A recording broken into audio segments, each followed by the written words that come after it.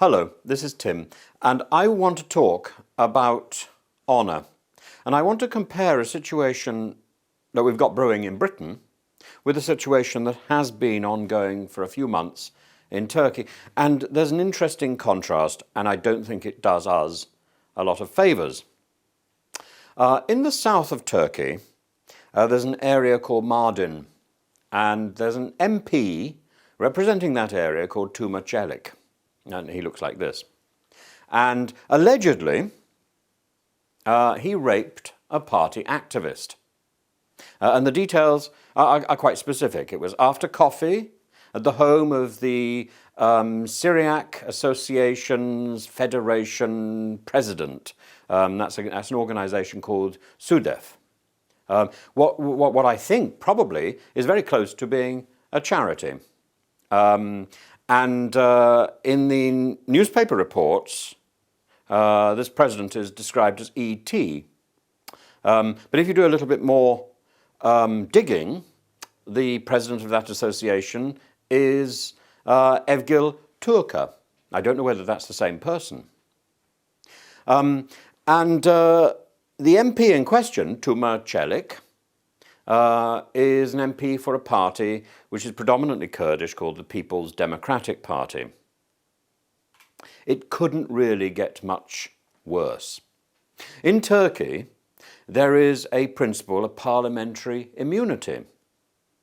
And Çelik, apparently, when he was confronted by his alleged victim, is supposed to have said two things.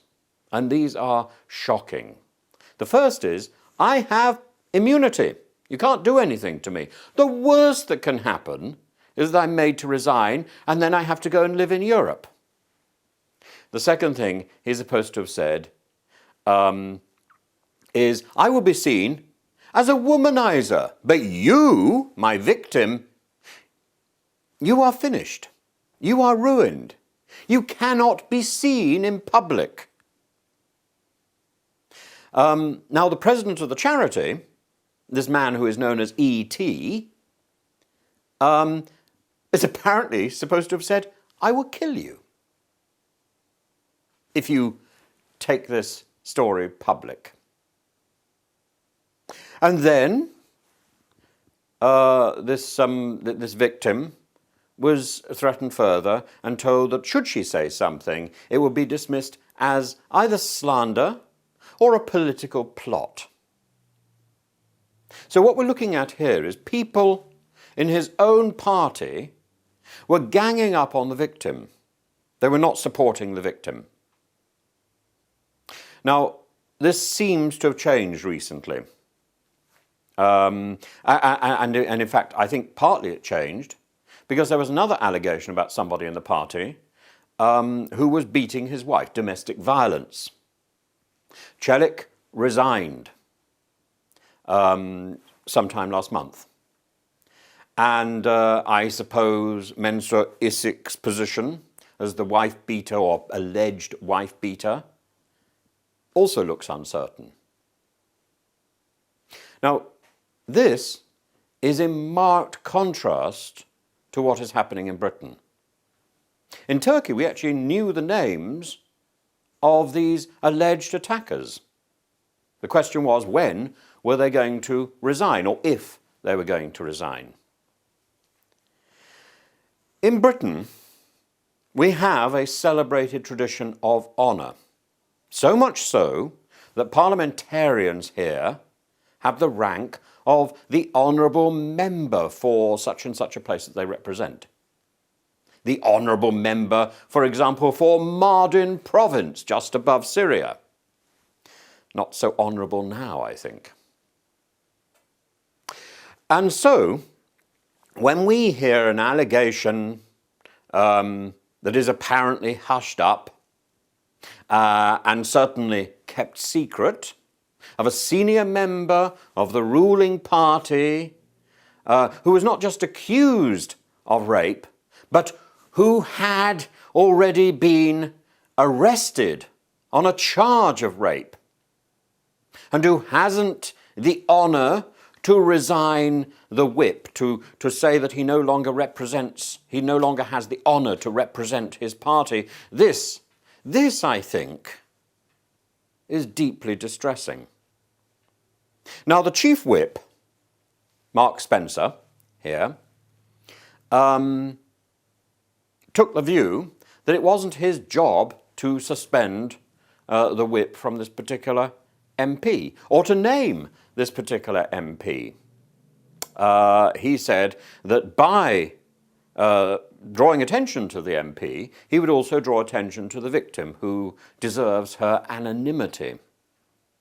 The victim has come back and says, well, actually, I have anonymity, so it doesn't matter. I would like to see this man named, and I would like to see the whip taken away.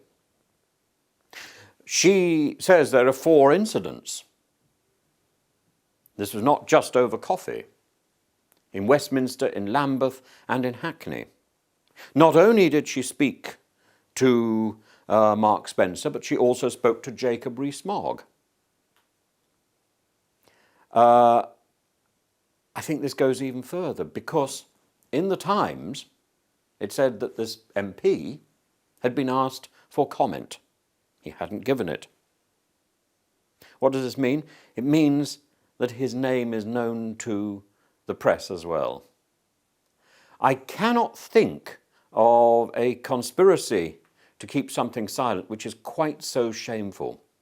I'm not saying that these people should run out and name him. What I am saying is that this man, whether he is guilty or not, cannot stand up and say, yes, I am an honourable member. He is the most dishonourable scoundrel. He is a wretch. If we think that Tuma Celik has behaved badly, if we think that this man who may or may not be involved in domestic violence has behaved badly, and then we look at what's happening in Britain, and our society is conspiring to keep this man's alleged behaviour secret. If he were not a member of Parliament, the moment an allegation like this is made, his career is pretty well on hold for the next 2 years, whether he is proven guilty or not guilty. But not so with this man who represents us, who is supposed to be an honourable member for such and such a constituency. I am appalled, really. I don't know what you think. I'd be really interested to hear your views, both about the Turkish situation and about the situation in Britain. I'd be really interested. So please do follow me and do ring the bell. And I look forward to hearing what you've got to say. I'm so sorry for being so dark and negative today. I'll think of something more entertaining to talk about in the next few days and post that soon. So look, thank you for watching.